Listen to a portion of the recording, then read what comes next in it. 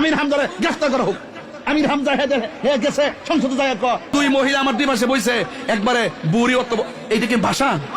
এটা কি ভাষা? তার মিনিমাম 100 কোটি টাকা জরিমানা করে সুকুশ করে। মুফতি আমির হামজা পার্লামেন্টে যে অবস্থাগুলো দেখে সে অবস্থা একটা মাহফিলে বর্ণনা করছেন।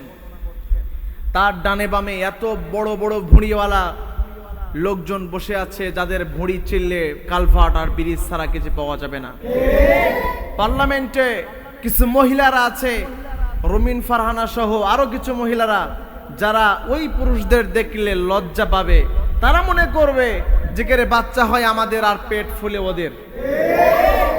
এই কথাকে কাটিং করে ভণ্ড তাহেরি মাজার পূজারি সেট করছে যে তার ডানে বামে ভুঁড়িওয়ালা মহিলারা।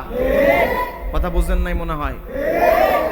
একজন মুফতি, একজন আলেম কিভাবে সম্মান করতে হয় এই সুন্নিরা জানে না। তারা জিকির করে করে হ্যাঁ হ্যাঁ করতে করতে ভাইরাল হইছে।